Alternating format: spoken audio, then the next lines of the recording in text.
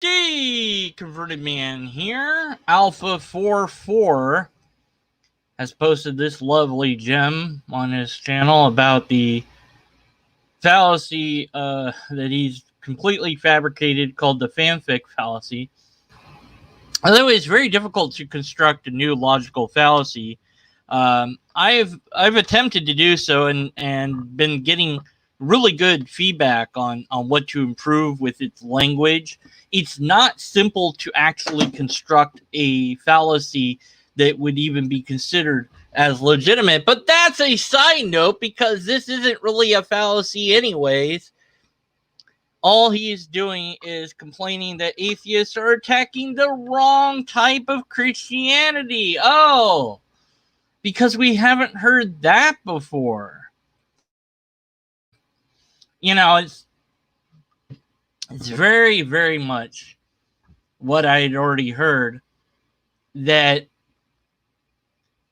the sort of God that you deconverted from isn't my God.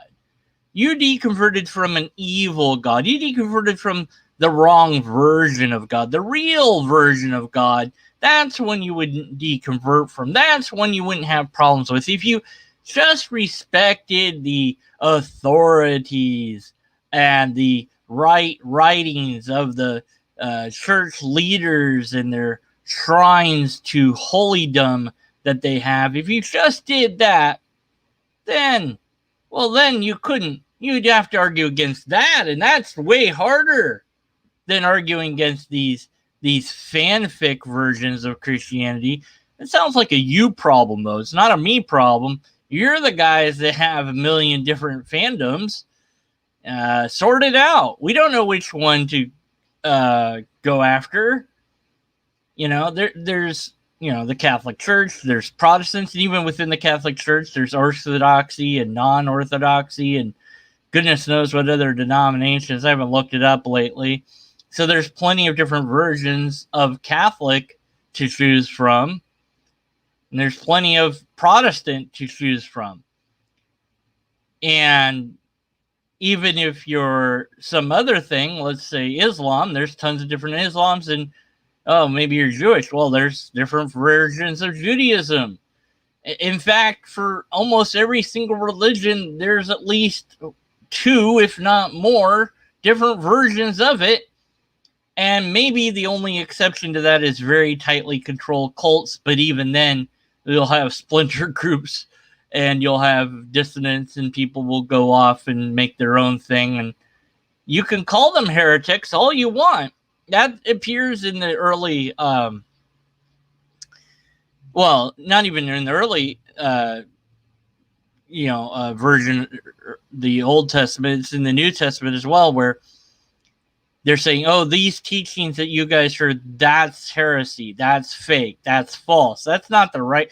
We have the real teaching. We have the right teaching. Well, of course, you're bad. The ones you don't like, they're the heretics. The ones that you don't agree with, those are the ones that are wrong. Well, how do you establish you're right? Well, because I was really close to Jesus, so I have more authority than this guy who's like, it's like 7 degrees of Jesus. It's like instead of Kevin Bacon, you're like, how far away from Jesus are you? And the closer you are, the more authoritative your voice is. Okay, yeah, even if you are actually Jesus, it's so weird that Jesus didn't actually take the time to write down anything himself. He just left that to his followers. Like, even like, it's just like something, anything. No, okay, you're just gonna, and neither did God. God actually wrote like the first set of the 10 Commandments. Then I think he dictated the second set, or maybe he wrote the second. I don't remember anymore, but it doesn't matter. The authority doesn't matter. Whatever authority you want to use. By the way, I'm not going to play the video. It doesn't matter. You can watch it. Links in the description. It's just, you guys are attacking these fanfic constructs of Christianity. I'll attack your version, whatever it is. And as far as respecting authority, no, I don't care who said what. That doesn't matter. It's irrelevant. Here's why. The person or group's qualification is set to the side. It might be the right qualification, but that doesn't mean the idea is valid or true. And so people make this mistake in trying to argue. Well, they'll include, oh, well, so-and-so said whatever, and that agrees with me. In an essay, sure, that would work. But in a syllogism, no. And in an argumentation, nope. Doesn't matter who said what. The quotes are irrelevant. Doesn't matter what their experience. Well, but Neil deGrasse Tyson said, whatever about the, whatever. It's like, it doesn't matter. Doesn't matter. If what he said is true, we don't need to quote him. We don't need to point to him. We just need to point to the fact. That's all that matters. If you think, well, but these authorities got it right, and here's the system of how they became those authorities, and you think that's important, I don't care, but go ahead, you do all that work behind the scenes, and then just present your dang argument, whatever the bleep it is, and I'll take it down, because it's still going to have logical fallacies, but at least it won't have the logical fallacy of appealing to authority, since you did that in the hidden background where I didn't care about it. Don't tell me, John Pope, whatever, Francis the 5th and a half minus 2 to the second power, he said blah, blah, blah, and that makes blah, blah, blah the right thing. And it's like, yeah, whatever. Who cares? Just say whatever it is. Where's your argument? You really think that your version is the right, true, capital T, truth version of Christianity? Great, wonderful. Be nice if you could convince all the other Christians, but whatever, fine, present it. You have this huge fandom, and that's a you problem. It's not an us problem. We're skeptical of all of it, every bit, every slice, every version. And if we happen to confuse things, well, that's your guys' fault. You haven't cleaned house. You haven't fixed that. So, not our fault. But you know what, Alpha, instead of complaining about it, just present your argument, whatever it is, using whatever people you want. I don't need to know their names. I don't need to know when they said whatever. I don't care. Just whatever the best argument you think there is. It's interesting to note, as a side comment, well, not really a side comment, that all you have is arguments. You don't have the sort of evidence that skeptics want and have been asking for. No religion does. I dare say no religion ever will, because apparently, for whatever reason, the deity of every religion has to hide, but not quite completely hidden. It's sort of hidden, but you can kind of see it if you squint and turn your head to the left a little bit, then you can see it. But you know what? I'll go ahead and take down the Christian God, all versions. Any and all Christian versions of God that say that Christians, or anyone else for that matter, will go to heaven if they do X, whatever that might be, whatever you think it is. Maybe you think it's that you have to confess in your heart and with your mouth that Jesus is Lord, or that he died for sins, or you have to do this or that, or whatever. Whatever that is, if the getting to the eternal reward is contingent upon that, then your God has committed the logical fallacy of an appeal to a bribe. And any being that does a logical fallacy is not a logical being. Therefore, there's no reason to think that they're going to be logical in other things they say and do. So you can't trust it because it offered you a reward, a bribe. Now, I could also talk about the whole hell thing, but not everybody believes in hell, and that's good because the Catholic Church basically invented hell. I could be a little bit wrong about that. Maybe it was earlier before the Catholic Church, but it was made up. It's not really in there. You have to dig deep to find it. But then that would be just another fallacy. It would be the ad ballum, appeal to the cudgel, appeal to the stick fallacy, where you're threatening people with a really bad thing if they don't do what you want them to do. So if you believe in that, then you've got a God that offers two logical fallacies instead.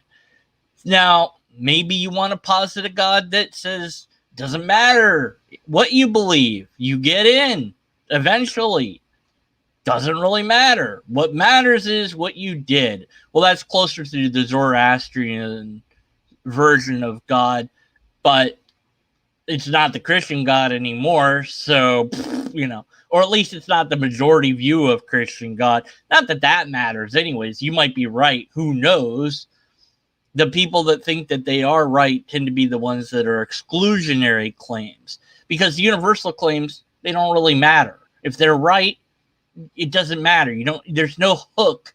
There's no existential crisis created by those sort of things. Like if Hinduism is right, you're fine to not be Hindu. You'll get it eventually in one of your lives.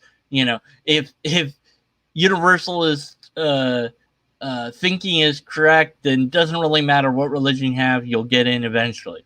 If Zoroastrianism is correct, it's just about how well you did. Like, did you do more good in life than bad? Then you're getting in.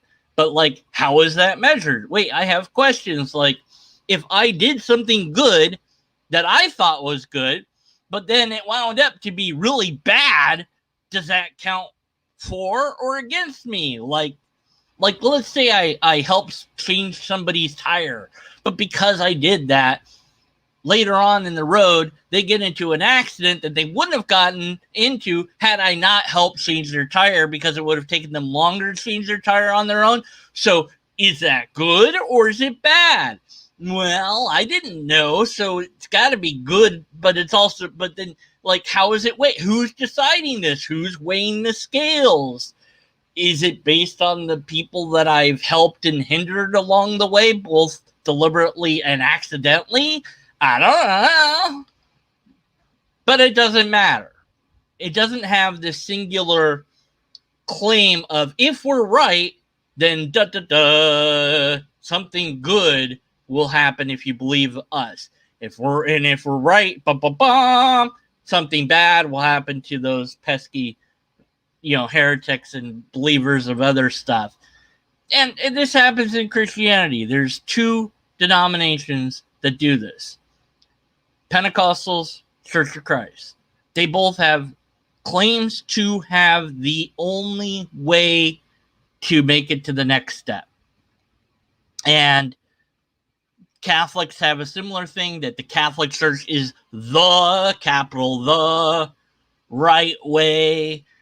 Okay, the other churches, you'll probably get into heaven, but it just won't be as cool. You'll miss out on all the cool stuff. You won't get the big mansion. I don't know why you would want a mansion. And then, like, everything's gold. Like, wouldn't the streets be really soft if they were all made out of gold? Wouldn't that be kind of slippery? I don't know. Would it be slippery? I'm not sure. I've never walked on gold. I can't, but it would be kind of, I don't know. Plus, I don't imagine, why would we walk? Why would we need streets anyways? Like, aren't we all, like, flying around at this point? Or, like, and also we get a different body, like, depending on whether you think Revelation is actually a thing, or if you're like me and think it's probably about King Nero, then none of that matters. So we don't really know what heaven looks like, or even if there is a heaven, although we're told there is one, kind of. But then, like, when does that happen? Does it happen immediately when you die? Or is it like, when you die, you wait until the final judgment and then you're judged along everybody else? So, like, you're in suspended animation until that moment? Or, like, does your soul time travel to that time? How does any of this work anyways? You can use whatever experts you want, Alpha 44. You can bring forth all the popes. It doesn't matter. Don't tell me who the names are. Oopsie, that's not the button I wanted to click. That's the button I wanted to click. Don't tell me their names. I don't care. Just give me the argument. It's going to be a bad argument. I almost guarantee. In fact, I do guarantee it. At this point, I've seen and heard like so many arguments. I'm pretty darn convinced, like, I'm not going to put a percentage on it, but I'm very, very convinced that no argument will come along to fix all these problems that I've seen. I get it. Humans believe in God concepts. And that's part of our evolutionary heritage to some extent. We're pattern-seeking creatures. Some God concepts are better than others. Some are more benign. Some are very diffuse and non-interactive. The ones, there's some that I don't have a problem with. Like, it comes down to the I believe it's true versus it is true. So if you just say, I believe in this God, that's okay. There's really nothing for me to take apart. But if you say this God is real, then you have the burden to show that. Do I have the burden to show it's not? Well, yeah, I'm happy to say Yahweh isn't. Yahweh is proposed, unless you want to propose Yahweh as a non-logical being.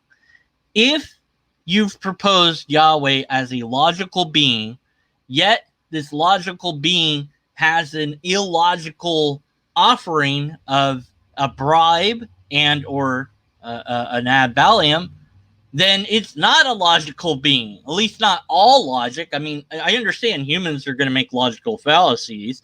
Not me. I mean, the times that one time that didn't count. That was a test for everyone to see, to test them to recognize. Anyways, so what version of the Bible? What's the oldest thing that we can dig up, or whatever other holy book doesn't, okay, there's so many problems that you have to really answer to. Why would God reveal itself to only a small speck of humanity? What happened before that time? Was God revealing itself to people individually, or just certain people? Why only certain people and not others? Why not everybody at the same time? Why, if you're going to reveal yourself, why not just stay revealed? Why leave it up to us imperfect mortal beings to carry your message? So I just, I guess I go with the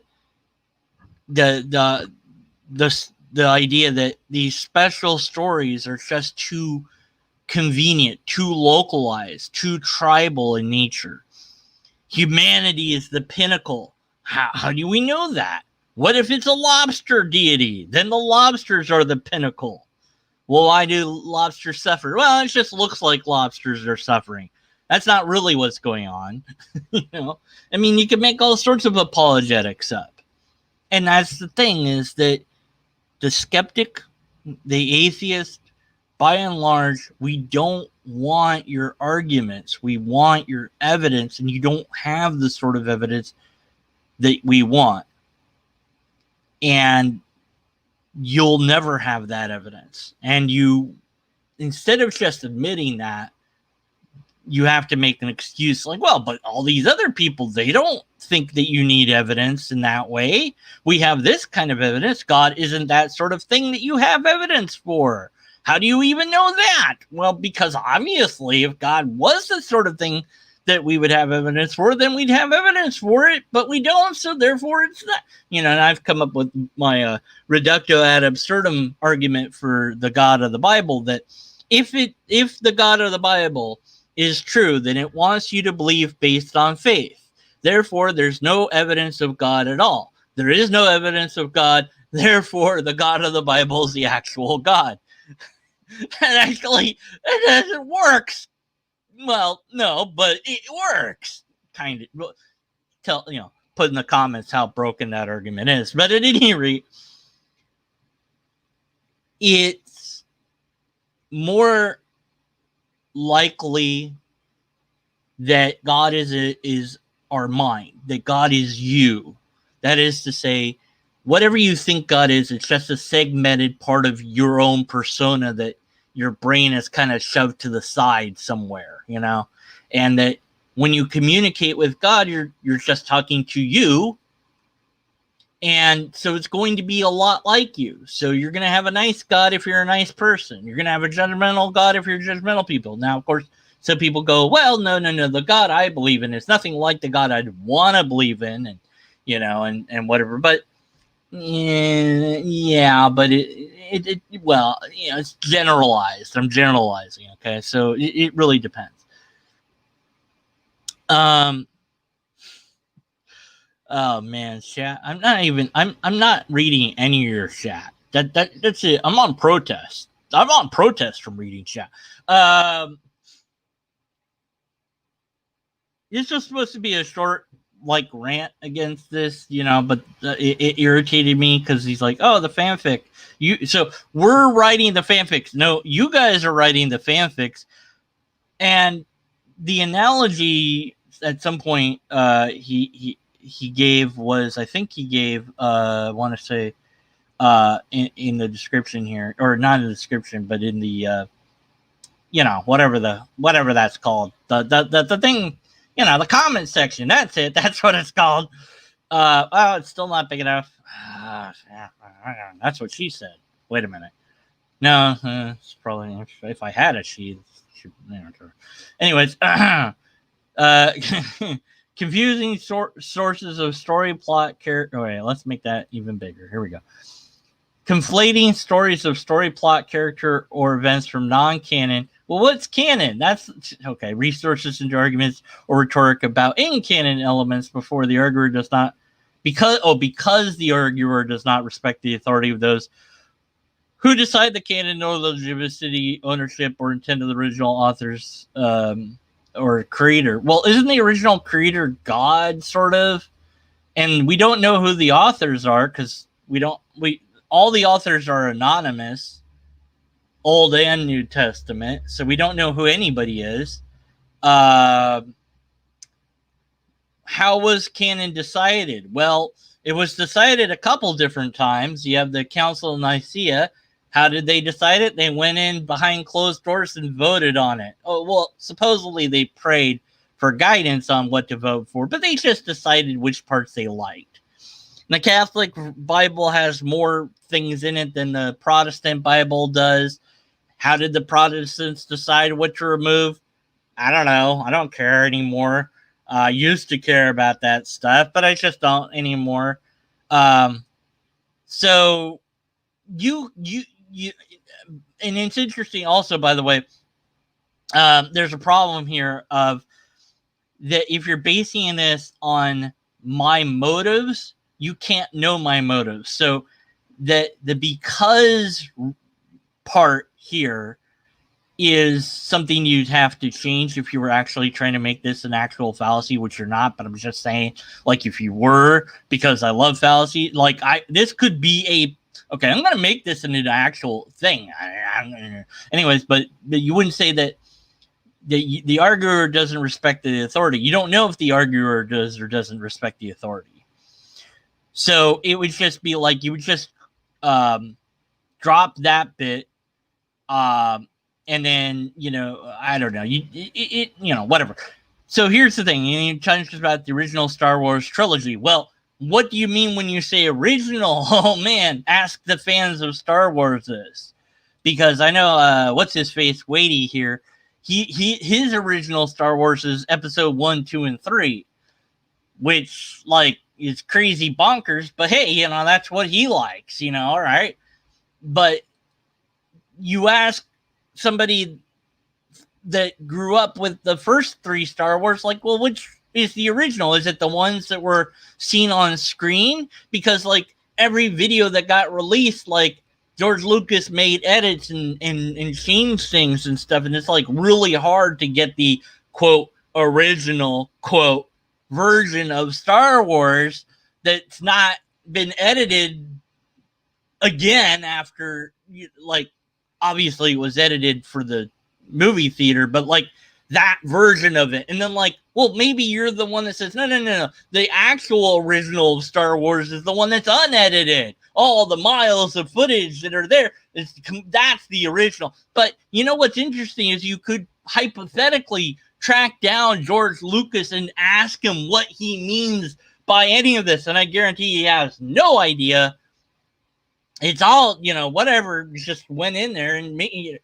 And his idea is going to be different than yours. Like, why did you make the guy shoot first? I wanted him to be a hero. Heroes don't shoot first. And then I changed my mind and I went it the other way and then I made it back. I can't really decide. But what's your original intent, George Lucas? To give me the answer. But George would actually give you something. Maybe. But it probably wouldn't be satisfying and it probably wouldn't be that coherent. But it would at least be something. He said things about different versions of Star Wars.